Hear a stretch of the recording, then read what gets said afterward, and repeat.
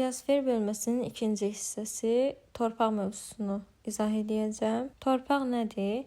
Yerin üst mümbit qatına torpaq deyilir və o bitkiləri lazım olan qidalı maddələrlə təmin edir. Torpaq eksogen qüvvələrin təsiri nəticəsində yaranan, tükənən və bərpa olunan bir ehtiyatdır.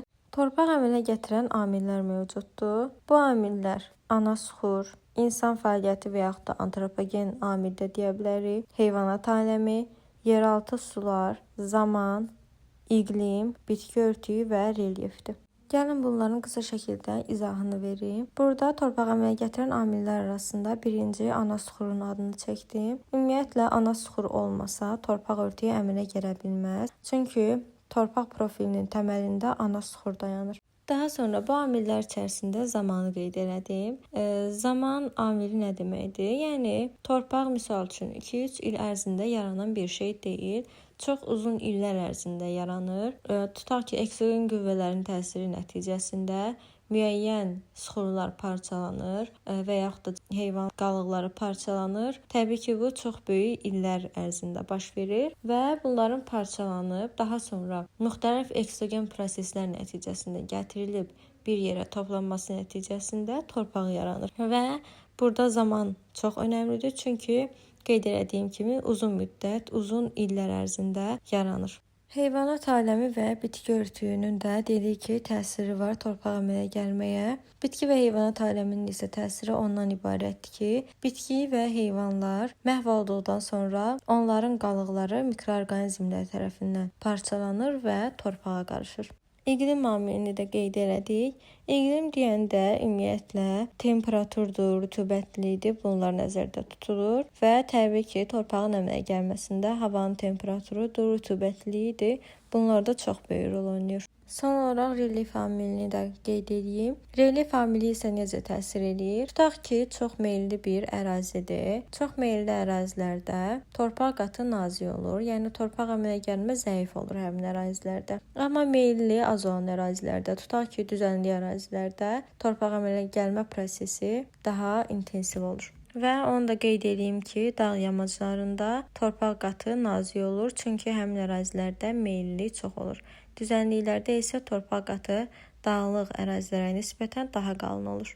Torpaq bir neçə qatdan ibarətdir, amma bu qatları izah eləməzdən əvvəl humusdan danışmaq istəyirəm. Düzdür, humus da torpağın bir qatıdır və torpağın ən üst qatı hesab olunur. Əvvəlcə bu qatdan danışaq. Ümumiyyətlə torpaq əmələ gəlmə prosesi suxurların aşınmasından başlayır və iri suxurlar xırdalanır və kiçik hissələrə ayrılır. Torpağın üst qatına əmələ gətirirlər, yəni torpağı əmələ gətirirlər. Torpağın bu hissəsi isə minerallardan ibarət olur və buna görə onu həm də mineral tərkibdə adlandırırlar. Və zaman keçdikcə bitki və heyvanların çürümüş qalıqları da torpağın mineral tərkibinə qarışır. Beləliklə də humus, yəni çürüntü qatı yaranmış olur. Suxurlar və yaxud da humus torpağın münbitliyi üçün kifayət eləmir. Bunlardan əlavə torpaqda həm də hava və su da olmalıdır. Bunun üçün isə torpaqda məsamənlik olmalıdır. Və torpaqda olan su onun münbitliyinə necə təsir edir? Torpaqdakı su burada olan qidalı elementlərin həll olunmasında rol oynayır və bitkilər üçün də torpağı yararlı halda salır. Bundan başqa torpaqdakı qarışqadır, soxulcandır, müxtəlif həşəratlar və mikroorqanizmlərdir. Bunlar isə çürüntülərin humusa çevrilməsində iştirak edirlər. Yəni o dediyi bayaq qeyd elədim, bitki və heyvan qalıqlarının parçalanmasında mikroorqanizmlər aktiv iştirak edir. Bu həmin prosesdir.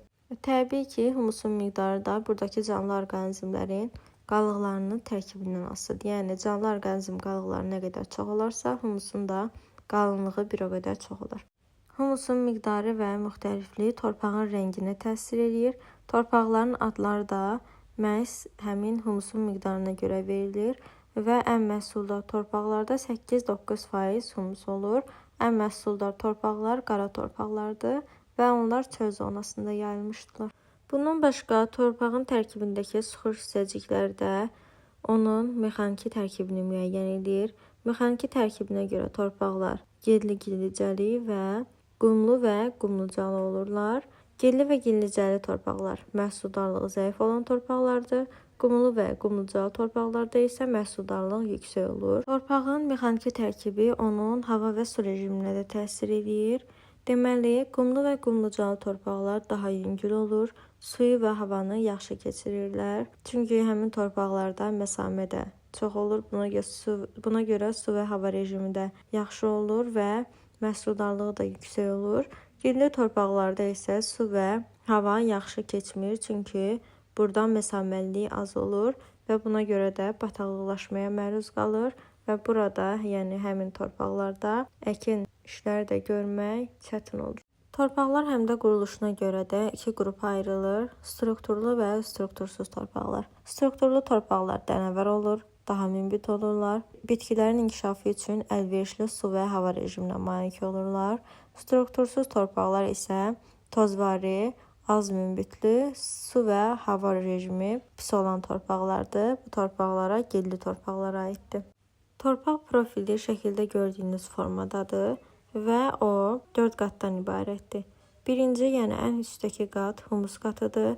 Torpağın çürüntülərinə zəngin olan ən üst münbit qatıdır. Daha sonra gəlir yuyulma qatı və yaxud da buna eluvial qat da deyə bilərik. Humus qatının altında yerləşir, açıq rəngli olur, məhsuldarlığı isə çox aşağı olur. Daha sonra yuyulma qatından da aşağıdakı qat yuyulma materiallarının toplandığı və yaxud da eluvial qat da adlana bilər bu qat. Bu qatda gilli hissəciklərlə zəngin olur, çox kip olur və humusun miqdarı çox zəngindir. Rəngi isə tünd qara və məhsuldarlığı yüksək olur. Ən altda yerləşən qat isə ana suxur qatıdır və ən aşağıda yerləşir. Ana suxur qatı hətta ekvatorial ərazilərdə yağışın təsiri ilə yer üzünə də, yəni üzə də çıxa bilirlər.